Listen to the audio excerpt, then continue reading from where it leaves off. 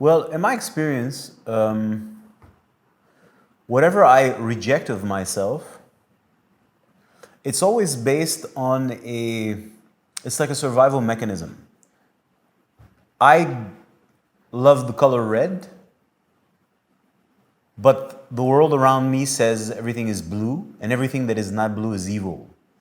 So my love for the color red is something that jeopardizes and compromises my survival. So what am I going to do? Either I'm going to be a liar, but sooner or later people will figure it out, or I will disconnect from the fact that I love the color red and adopt the color blue. And then I'm going to have to convince myself that I love the color blue so I can convince everybody around me that I'm a bluer. And in this way, I'm safe.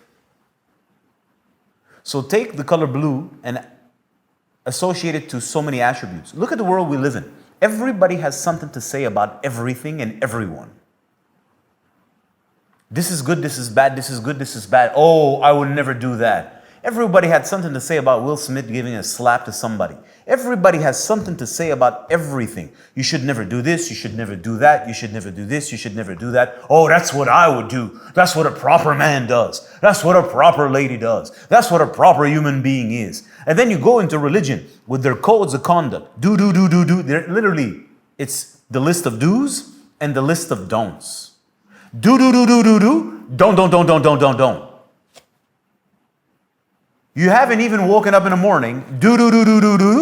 Don't. It's everywhere around us. And this is just the tip of the iceberg. If you only knew how far this goes, human beings are fucking animals in a zoo. And the animals in the zoo have been conditioned over generations upon generations and generations. This is what people have a hard time to understand. To be whatever the fuck we are today, which is a bunch of, look at people. Zombies that are chasing a carrot, calling that happiness, joy, bliss, power, intelligence. How the hell do you go from that from a human being to such a creature? That's called conditioning.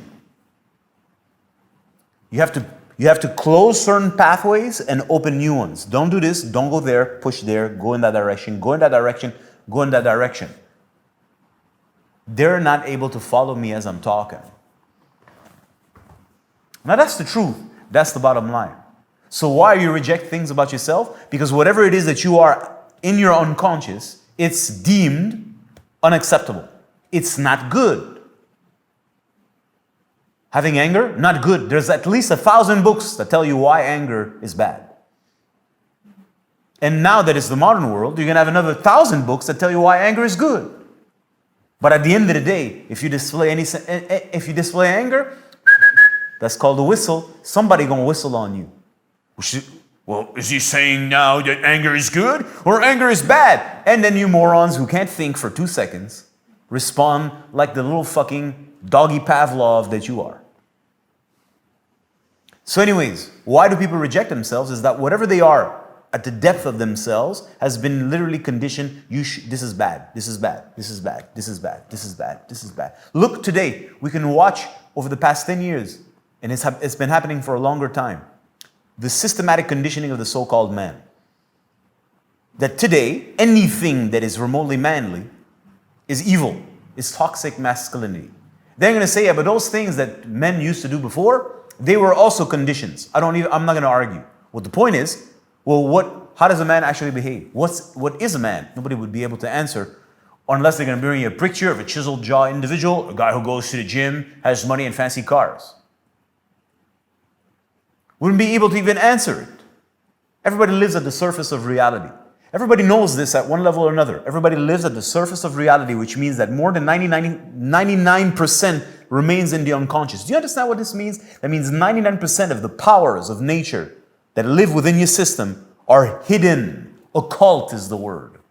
Well, why are they hidden? Let me give you an education in psychology. What is deemed as a threat to your survival is pushed into the unconscious. It's as simple as that. It's not complicated.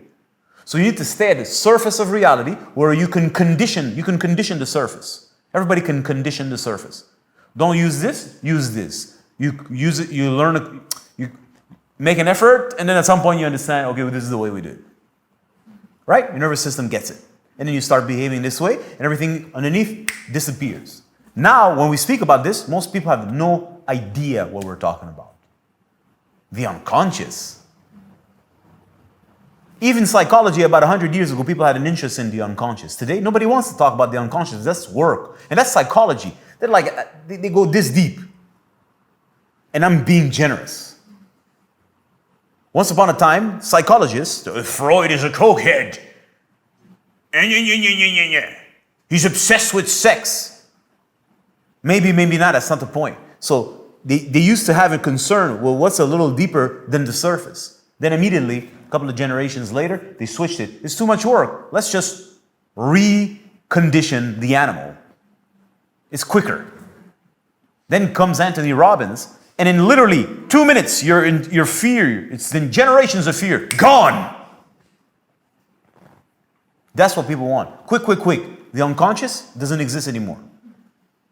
Yeah. Well, what happens if you go and you dive into this unconscious?